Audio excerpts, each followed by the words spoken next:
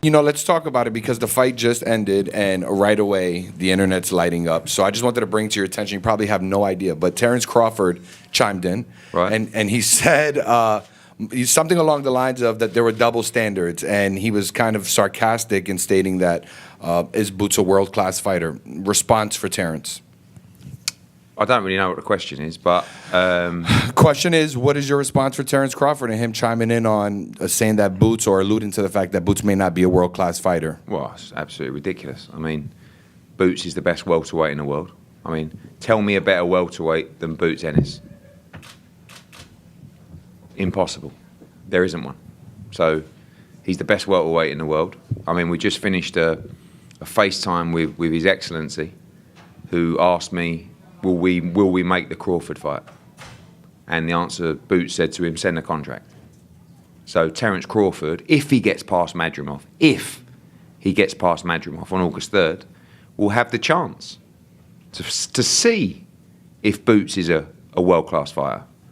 And I think if Canelo Alvarez doesn't fight Terence Crawford, which I don't think he will, I believe you're going to see Boots Ennis against Crawford if he beats Madrimov in 2025, first quarter. Bud Crawford. Yeah. If that fight was next, would you be interested in fighting that fight at 154 pounds? Like I always say, I don't care. I just want to fight the top guys, the best guys. They're going to bring the best side out of me, and not these guys that's on the lower level. You know, when you fight somebody that's sharp and good like you know, it make you better. Who knows? You know, the fight could be easier. You know, when you fight somebody on your level or it's supposed to be above your level. Obviously, Crawford is a huge step up in an opponent. Is there any possibility maybe coming back to Philly and doing one of the larger stadiums with Crawford? Well, that'd be nice. Across the road, you know. Look, just to make it clear, for me, the number one priority is to unify the division, right? Because he's going to move to 54 at some point. But you don't really want to go before you've taken care of business. So we know that, you know, and that's when I said the conversations with His Excellency tonight was, he said, look, do you think Boots will fight Crawford? I said, yeah. Send the contract. I said, yeah. Here's what he said. That was his reply. Send the contract. I said, send the contract. Yeah. So that's for next year, but we're going to fight again in October, November. And I said to His Excellency, maybe if you want, we'll go co-main event on Bivol Beterbiev in October out there, you know? Or we can come back here. But I'll tell you what, you know, I've not thought about that. I mean, him versus Boots at the ballpark, him versus Crawford at the ballpark, fuck me. I mean, this table's about to jump up in a minute. That's got me really excited. Oh, no. Wait a minute. No, did he? No, did he?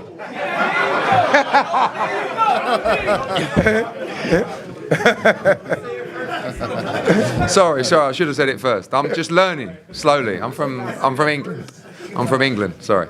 Yo, y'all crazy in this joint, yo. I hate to be this guy, but it's viral on Twitter. Terence Crawford put out a tweet. He said, "World-class fighter."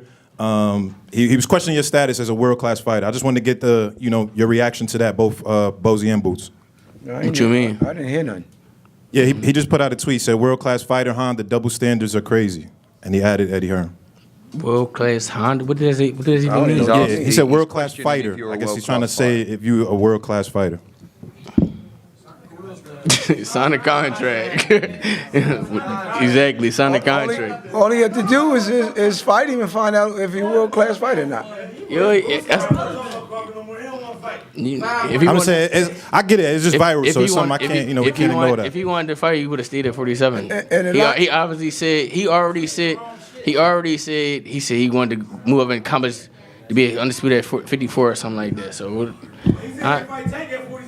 yeah, he definitely did say that too.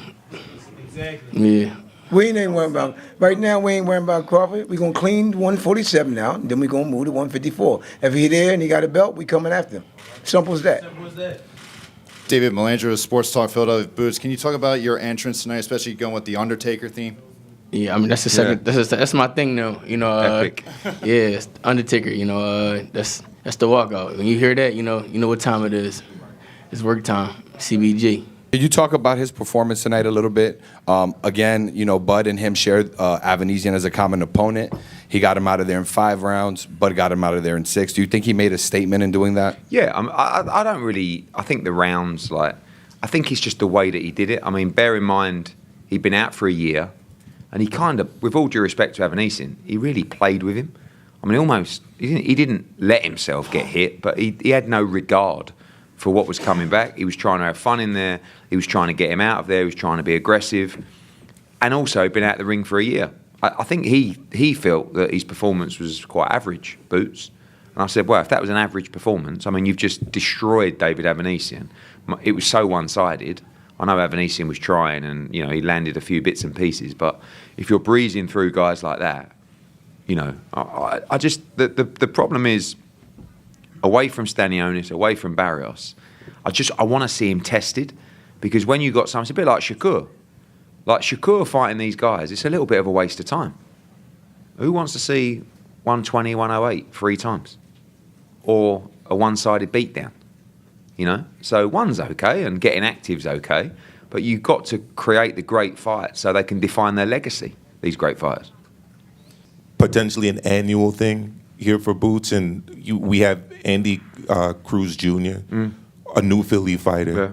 Could he potentially be on one of these shows as well? Yeah, I think that, you know, what you can't do is keep bringing the same kind of fights to the same, you know, I think, I said to His Excellency tonight, I said, I think you should put him on the Bivol Beterbiev undercard in Riyadh, you know, because you can't just keep coming back all the time. Like, don't get me wrong, if you come back in October, November with Barrios or Stanionis, no problem. But what you can't do is just keep coming back with the same product all the time. Like, that was great. Tonight was amazing. That was the homecoming. The next one should be the unification or the mega fight, right? Because you can't just rely on the city to just keep coming out every 3 months, 15,000 feet. It doesn't work like that. So there's a lot to plan, but activity is key. That was his first fight in a year. So he's got to fight in October, November.